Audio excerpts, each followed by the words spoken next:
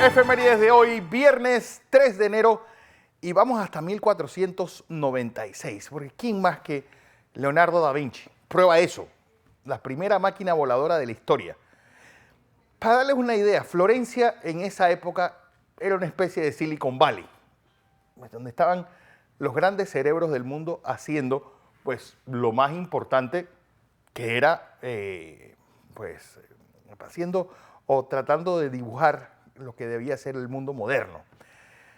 No olvidemos que también es una etapa de cambio, el descubrimiento de América para unos, o la conquista por parte de los otomanos de Bizancio, pues indica un cambio de época, el cambio y el final de la Edad Media, aquella época oscurantista, pues donde el conocimiento trataba de estar encerrado. Bueno, todo eso se vino al traste, pues primero con con cerebros de estas ciudades-estado, sobre todo italianas. ¿Y qué mejor cerebro que este? Siempre, ¿cómo uno reconoce un cuadro de Leonardo da Vinci? Pues siempre los fondos son oscuros y opacos. Lo que resalta siempre es lo que está en primer plano. Vamos a 1899, porque un día como hoy, ¿quién más, hablando de modernidad? En la revista de The New York Times se utiliza por primera vez la palabra automóvil. ¿Cómo uno define las cosas? Pues, ¿cómo ponerle nombre a los inventos? Bueno, el New York Times le puso automóvil y se ha quedado con ese nombre. Igual que el término robot, un término también que salió en una revista y de ahí se fue adaptando y se fue multiplicando.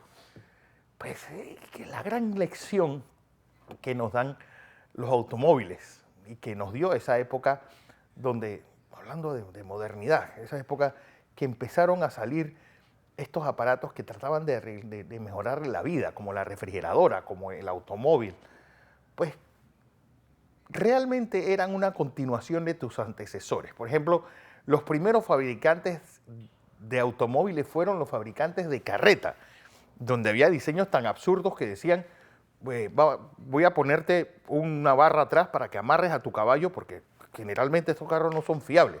Es decir, siempre que uno inventa algo nuevo, tiene que verlo como eso, como una ruptura del pasado. Ninguno de los grandes fabricantes o procesadores de hielo fueron buenos fabricantes de refrigeradoras, así como ningún fabricante de carreta fue buen fabricante de automóvil. Ninguno sobrevivió.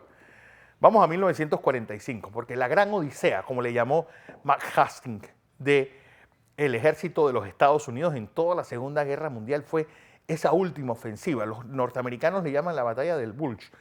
Nosotros, los hispanoparlantes, le llamábamos la batalla de las Ardenas. Y yo hace unos años estuve en ese pequeño pueblo de Bastogne, en Bélgica, porque me interesaba saber cómo era ese lugar donde 7, 8 caminos entran y salen, el principal eje de comunicación de todo, el punto focal de la batalla, donde la 101, bueno, pasó a la gloria.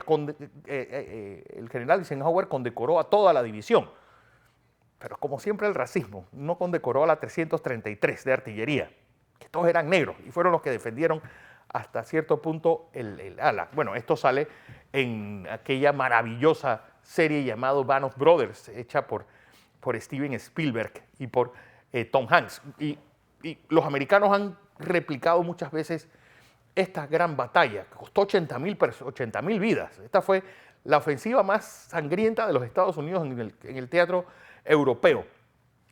El ejército de Patton llega a liberarlo y ellos dicen, señores, nosotros no necesitábamos que nadie nos liberase.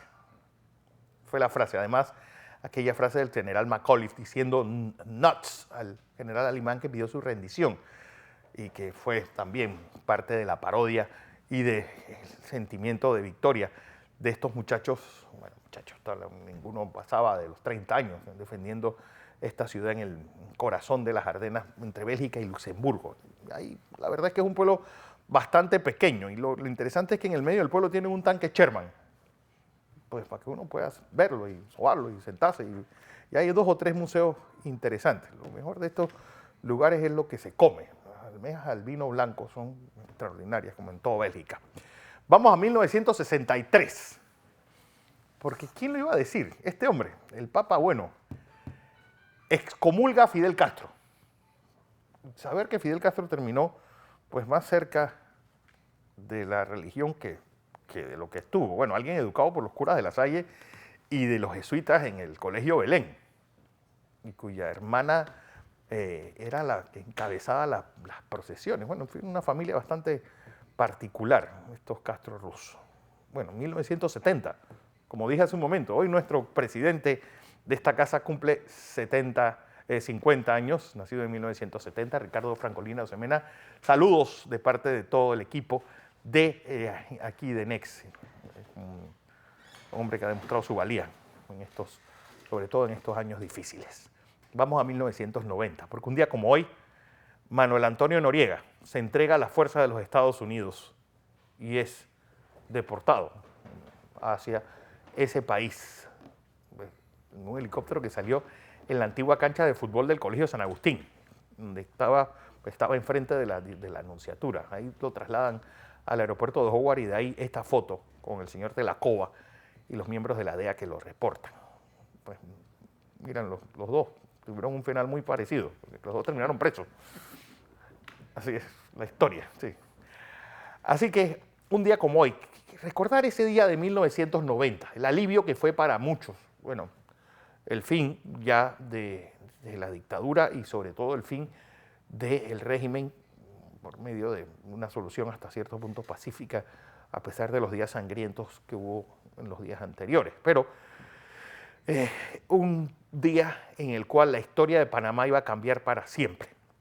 Y de ahí, pues, una especie de refundación económica, no así política, de nuestro país, que ha llevado, pues, a 30 años hasta cierto punto de prosperidad, a pesar del desastre.